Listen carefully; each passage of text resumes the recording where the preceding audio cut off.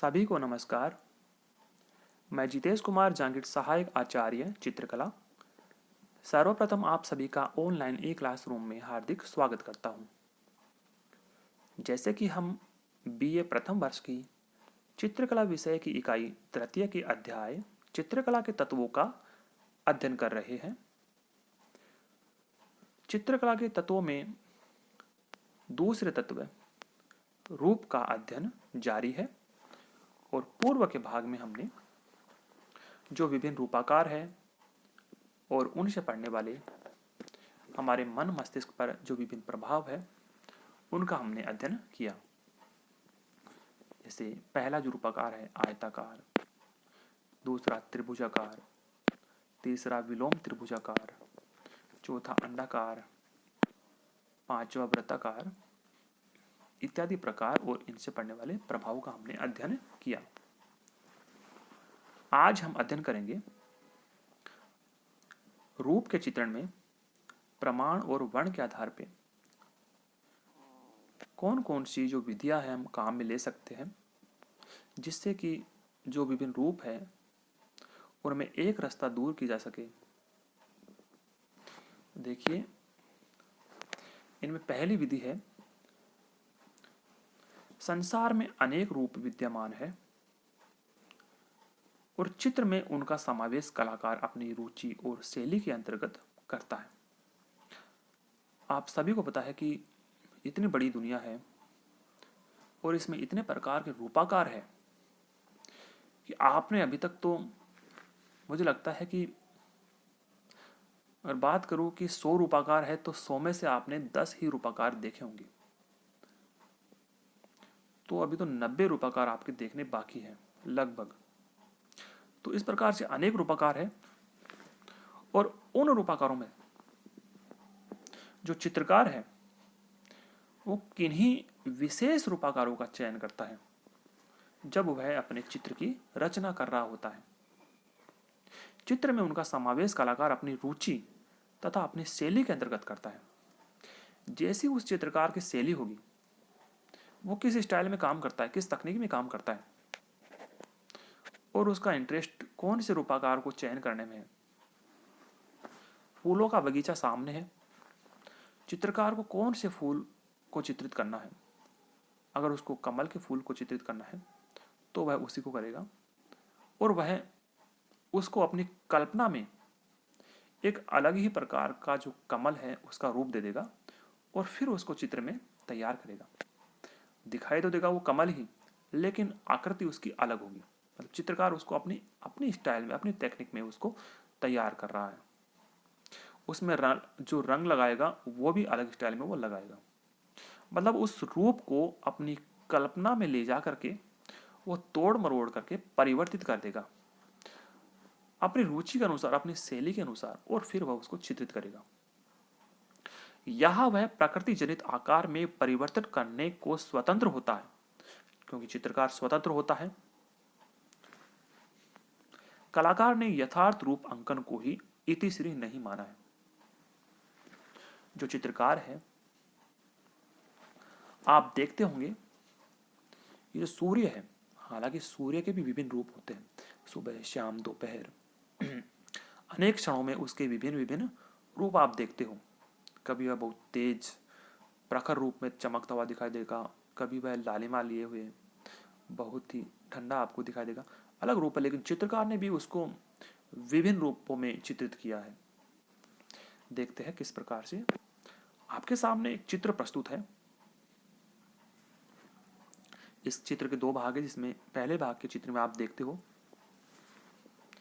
जो प्राकृतिक दृश्य है वो वास्तव में ऐसा होता तो नहीं है, लेकिन चित्रकार ने उसको ऐसा बना दिया है अपनी रुचि और अपनी शैली के अनुरूप।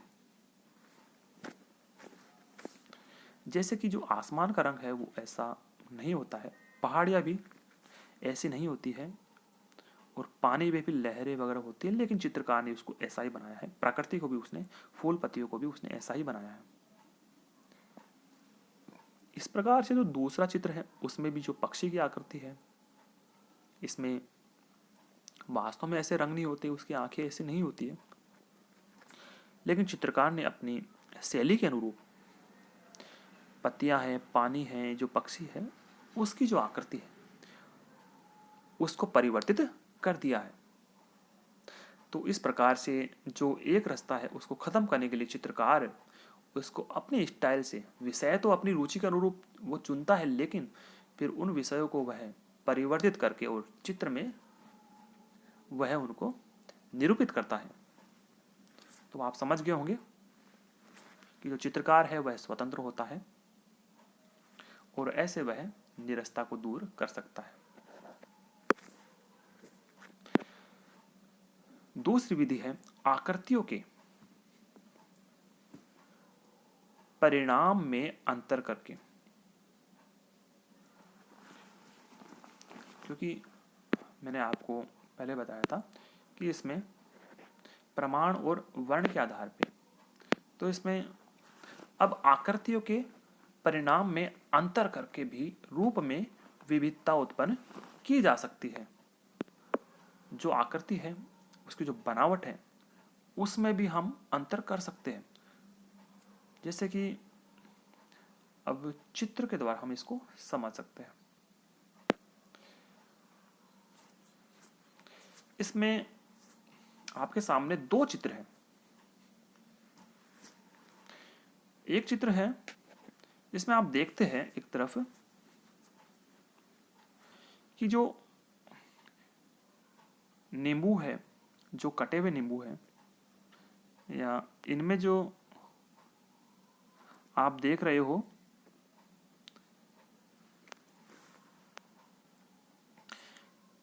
कि ये जो गोले हैं वो एक जैसे हैं। आकृतियां जो है, ये जो आपको दिखाई दे रही है वो एक जैसी है। रंग तो सबका एक है ही, लेकिन साथ में जो आकार है वो भी एक है। तो एक तरफ आपको नीरसता दिखाई दे रही है। अब आप दूसरी तरफ देखिए, ये जो सभी आकृतियां हैं इनमें अंतर है। इसमें अंतर चाहे थोड़ा बहुत ही है, लेकिन चित्रकार ने इसमें अंतर कर दिया है और उन्होंने इसका जो संयोजन किया है वो अपने अनुरूप किया है। तो आपको पता लग रहा है कि यह जो चित्र है इसमें एक रास्ता नहीं है और यह हमें आकर्षित भी करता है, क्योंकि इसमें जो आकृतियां है कोई छोटी है कोई बड़ी है, क्योंकि उसने नींबू को दो बराबर भागों में विभाजित करके और आकृतियों को संयोजित किया है। इसी प्रकार से आप देखते हैं कि एक तरफ जो फूल बने हैं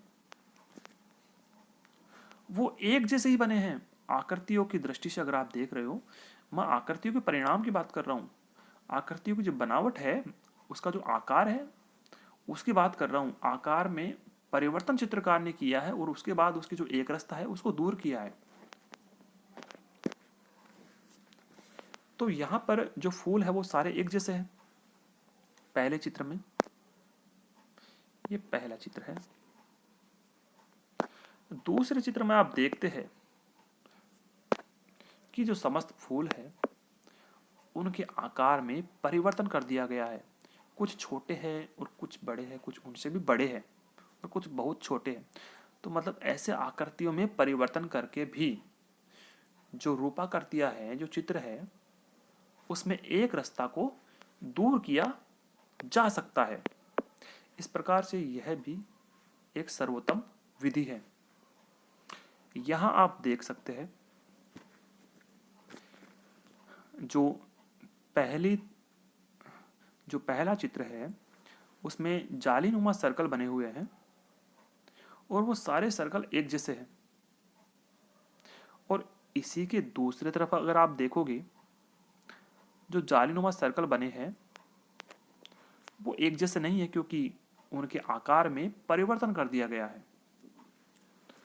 पहला चित्र आपको नीरस लगेगा, लेकिन दूसरा चित्र आपको नीरस नहीं लगेगा, क्योंकि उसमें जो एक रास्ता है उसको खत्म कर दिया गया है। जो आकृतियां हैं उनको छोटा बड़ा बनाया गया है। कुछ सर्कल छोटे हैं और कुछ सर्कल बड़े हैं। तो अब आप समझ रहे होंगे कि रूपाकृतियों में परिवर्तन, जो बदलाव किया गया है, उसके द्वारा भी चित्र में एक रास्ता खत्म की जा सकती है। इस प्रकार से ये जो चौकोर आकृतियों में आपको एक तरफ की जो चित्र में आप दिखाई दे रही है आपको चौकोर आकृतियां वो एक जैसी है, और एक तरफ की जो चौकोर आकृतियां है वो एक जैसी नहीं है।